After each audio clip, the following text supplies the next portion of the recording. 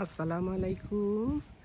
আমি মোমেনার দিন কাল থেকে মোমেনা বলছি। আপনারা সবাই কেমন আছেন? আলহামদুলিল্লাহ, আমরা সবাই ভালো আছি। আপনারা পৃথিবীর যে যে প্রান্ত থেকে আমার ভিডিওগুলো দেখতেছেন তাদেরকে জানাই অসংখ্য অসংখ্য ধন্যবাদ। শেষ হয়েও শেষ হয় না।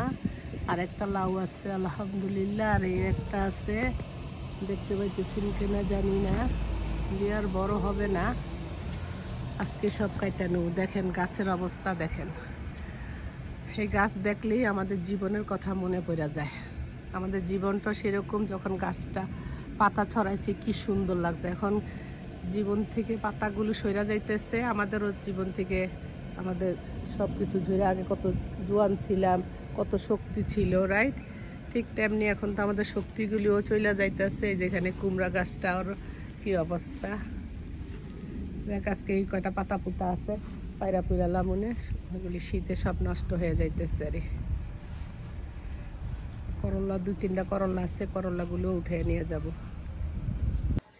এই যা পুরা আমি গার্ডেন থেকে কি নিয়ে এলাম, দেখেন একটা লাউ, আর একটা লাউ আছে, পাটতে মায়া লাগতেছে। আমি কি দেখি এই 2 দিন আবার দেখি রোদ্র উঠতেছে, হয় কি না। আর এই যে 4-5টা করলা দেখছেন, 4-5টা করলা, একটু কাঁচামরিচ, এগুলি হলো আমার ক্ষেতের। আর 2টা কুমড়া ফুল ডিম দিয়ে ভাজা ফেলবো। তো বিকালে খালার বাসায় যাবো, পাকোড়া বানিয়ে নিয়ে যাবো। করলা পাতাও কটা তুলে নিয়ে আসছি। আবার দেখেন একজনে আমাকে আবার টক পাতা দিচ্ছে, এটা দিয়ে আমি ভর্তাও খাইতে পারি। আবার কি জানি বলে, ভুলে গেলাম, বা ভর্তা বানায়, নাইলে টক রান্না করে খামুনে টক পাতা দিয়া।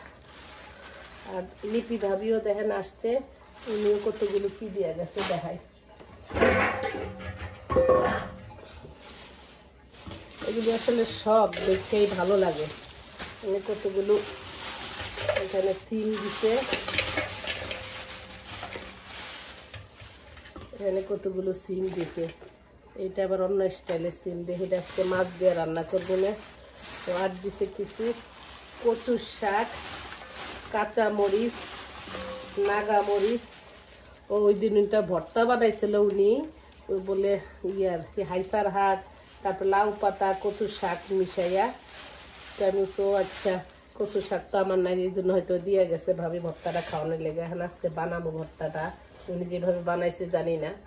আর এই ধান নাই নাই কইয়া কড়া পায়া এখন ধুইয়া লইছি আর খাওয়ার জন্য। আরে যাই হোক, এখন এগুলি একটু বাসি রান্না বান্না করার জন্য। মশা কামড় দিছে গো, এই দেখেন মশা দেখছেন আপুরা। এই যে বাচ্চারা আমরা কামড় খাই যে মশার, তারপরও সার্থক এই ফসলগুলো যখন দেয়। ঠিক এরকম বাচ্চারা যেন আমরা ছোট থাকে তখন কত ভালোবাসা, কত কি, বড় হইলে কি আমরা জানি এই বাচ্চা আমাদেরকে ভাত খাওয়াইবো নি, এই বাচ্চা আমাদের সাথে খারাপ ব্যবহার করবো কিনা।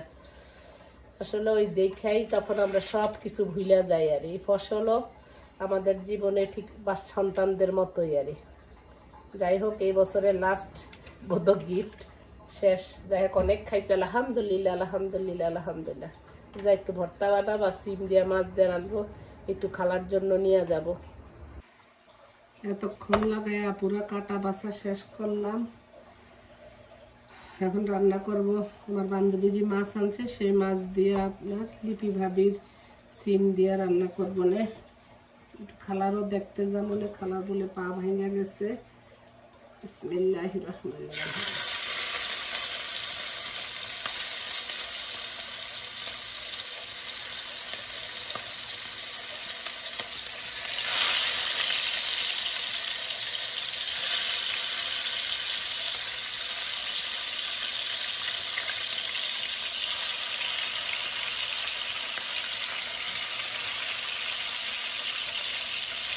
লিপি বাবু, তোমাকে অনেক অনেক ধন্যবাদ। এত সকালবেলা এত সুন্দর সিম, লাউ শাক, কুমড়া শাক, কচুর শাক সব দিয়ে গেছো, তার জন্য।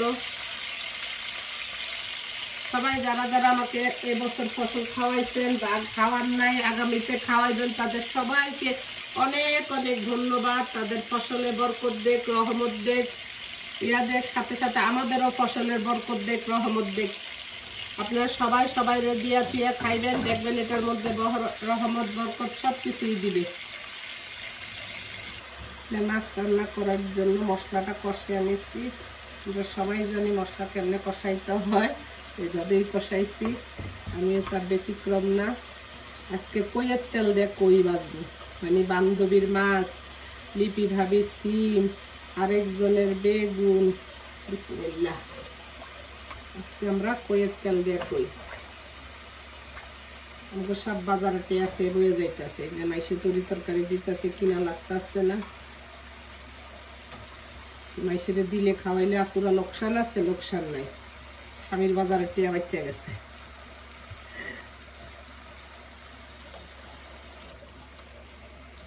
লিপি ভাবির সিম আর একটু বেগুন দিচ্ছি যে মইনে, সেটা দিয়ে মাছটা রান্না করুন। আপনার তো জমনি দিয়ে দিয়ে মাছ হইলে তারপরে পানি দেব। এখানে আমার মাছের তরকারিটা হয়ে গেছে। এই পর্যায়ে আমি একটু তেলে নেওয়া জিরা পাউডার দিয়ে দিব। মাইসের তরি তরকারি কাটতে বিরক্ত না আমি না, সত্যি সত্যি আমি এই যে ফসল দেখে কাটতে আমার কাছে এটা আনন্দই লাগে। আমি এখানে কাঁচা টমেটো দিছি দেখে একটা পাকা টমেটো দিছি, এই জন্য আর টমেটো দিব না। বেশ টমেটো দিলে আবার টক টক হয়ে যাইব। কটা বড়ি আসলে ভাজা দিলে দিতে পারতাম, তার সময় কম, দেওয়া সম্ভব না, তাই না?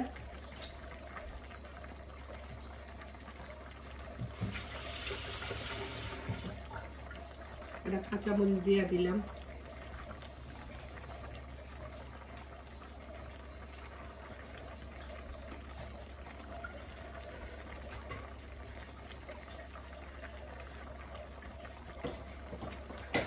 আর দেব একটু ধনিয়া পাতা।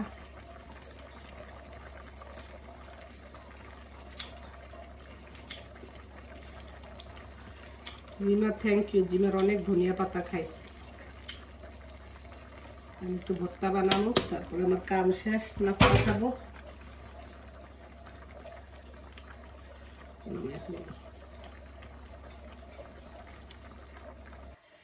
এখানে শাক ভর্তা করার জন্য 3 পদের শাক, আপনার হাইসার শাক, তারপরে কচু পাতা, একটা কি শাক, লাউ পাতা, এই 3টা শাক দিয়ে আমি শাকের ভর্তা বানাই, বাট সেপারেট সেপারেট। লিপি ভাবি বলে একসাথে করে। রাজশাহী রংপুরে একটা শাক রান্ধে, সব পদের শাক দিয়া ফেলকানা কি করে, তারপর ওইটার মধ্যে তেল দেয় না, ওইটার মধ্যে একটু চাউলের গুঁড়া গুলাইয়া দেয়। যারা রংপুরবাসী তারা তো জানেনি সেটা কিভাবে রান্না করে।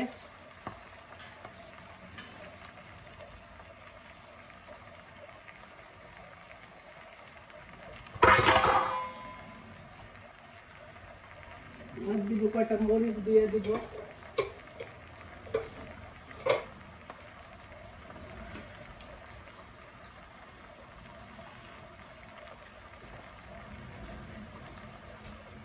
ঢাকনা দিয়ে গেলে কইমা যাবো সবগুলো। যেগুলি সবগুলো সিদ্ধ হয়ে গেছে, এখন বাড়তে পাটা নিতে কষ্ট লাগে, এটা হ্যান্ডেল ভর্তাটা।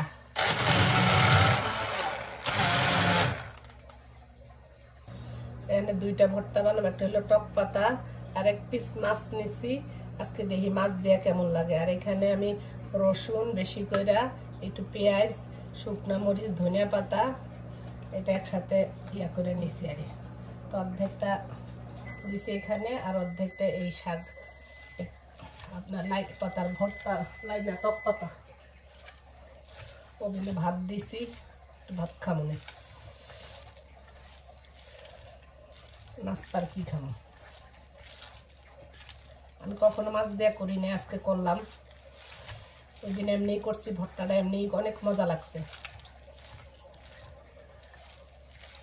সত্যি পাতাটা যে এত টক, এত মজা, আগে জানতাম না। এই বছরই আমি জীবনে শুনছি, কিন্তু কখনো দেখি নাই, কখনো খাই নাই। এর ভিতরে লবণ দিছি দেখে একটু লাগলো।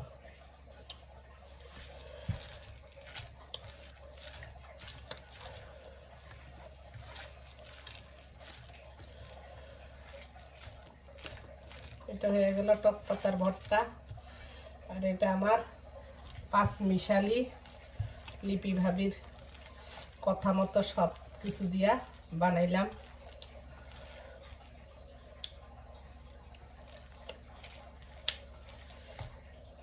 লবণ দেই।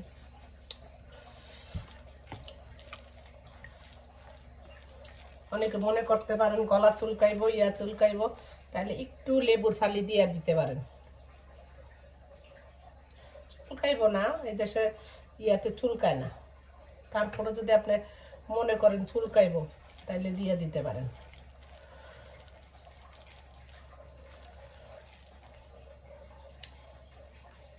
সেই স্বাদ।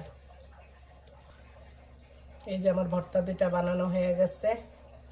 এখন এই বলটার মধ্যে একটু ভাত নিয়ে নিচ্ছি। ভর্তার পাটাতে, ভর্তার বাটিতে যদি একটু ভাত না খাইতে পারেন তাহলে ভর্তা বানায় সার্থক কি কোন। পরে খাইবেন ঠিকই, ওই মজা লাগবে না। পাটার মধ্যে বা পাটার মধ্যে বেশি স্বাদ, পাটার তুলনা হয় যে পাটা বাইর করতে ইচ্ছা করতেছে না। এমনি অনেক কাজ করে লেছি, অফ ক্যামেরা তো ওগুলি আপনার করে দেখাই না, অফ ক্যামেরা তো অনেক কাজ করছি। সংসার তো কম কাম থাকে না।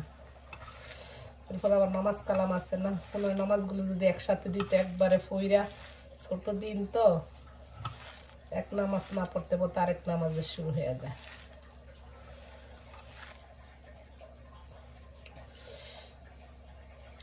কে কে খাইবেন চলে আসেন। আর আমার আম্মা এরকম মাখাইতো বলের মধ্যে কইরা, আমরা ভাই বোন এরকম অনেক ছিলাম, এরকম মোয়া কইরা দিত।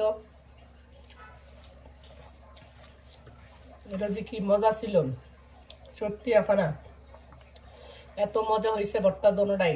আমার আমি কইলাম লিপি ভাবি থ্যাংক ইউ। আমরা বানাই আলাদা আলাদা, মানে একসাথে 2-3 শাক মিলিয়ে রান্না করি নাই, বানাইও নাই। অনেক ধন্যবাদ লিপি ভাবি।